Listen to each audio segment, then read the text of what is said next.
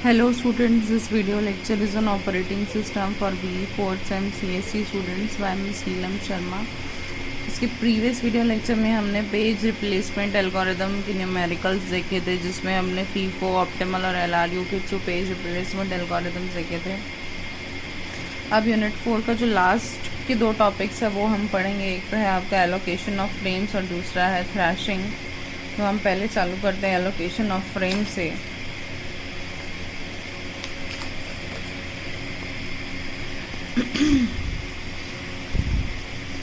The simplest case to allocate the free memory among various processes is virtual memory. In virtual memory is single user system. एक single user system consider करते हैं 128 KB का, और हर page को 1 KB के size पे divide कर देते हैं, तो टोटल नंबर ऑफ फ्रेम्स भी हमारे पास 128 हो जाएंगे। तो ऑपरेटिंग सिस्टम जो है वो 50 KB ले लिया 128 से, और बाकी का 78 फ्रेम जो है वो यूज़र के लिए छोड़ दिया गया।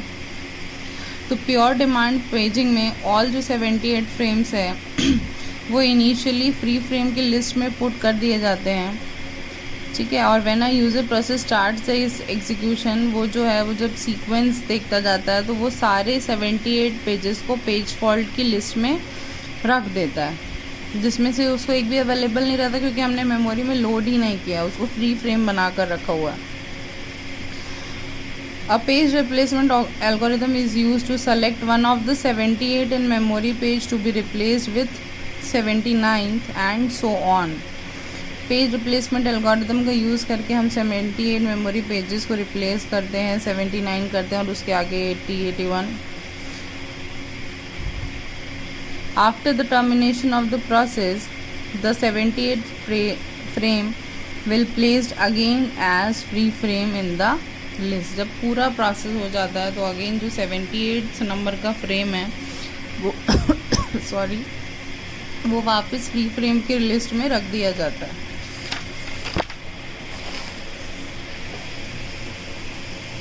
तो मेन प्रॉब्लम इस स्ट्रैटेजी के साथ ये है कि जो ऑपरेटिंग सिस्टम है वो एलोकेट कर देता है ऑल इट्स बफर और table space from free frame list. When a particular page is not used by operating system, it can be used to support user paging.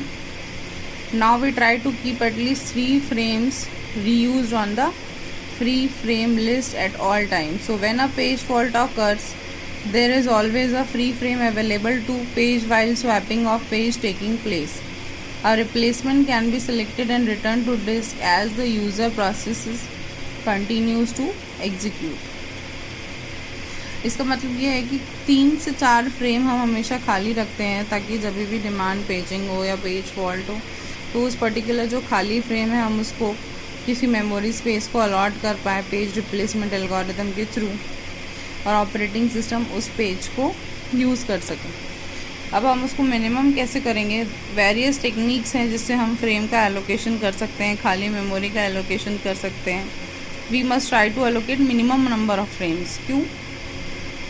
ताकि जो फ्रेम्स एलोकेट हो रहे हैं प्रोसेस को decrease the increase in page fault rate. Page fault जो होता है जिसके कारण CPU का यूटिलाइजेशन कम हो जाता है, वो कम हो सके। But there is minimum number of frames that must be allocated. This minimum number is defined by the instruction set architecture. तो जब भी पेज फॉल्ट होगा before completing the execution, the instruction must be restarted. अगर page fault होता है तो जो भी इंस्ट्रक्शन है उसको रीस्टार्ट करेंगे। Hence we must have proper number of frames to hold different pages. जैसे कि हम एग्जांपल लेते हैं कि all memory reference instructions have only 1 memory address, so we need at least 1 frame for instruction and 1 frame for memory reference. 1 frame instruction के लिए, 1 frame memory reference के लिए। If one level indirect addressing is allowed, then paging requires at least 3 frame per process.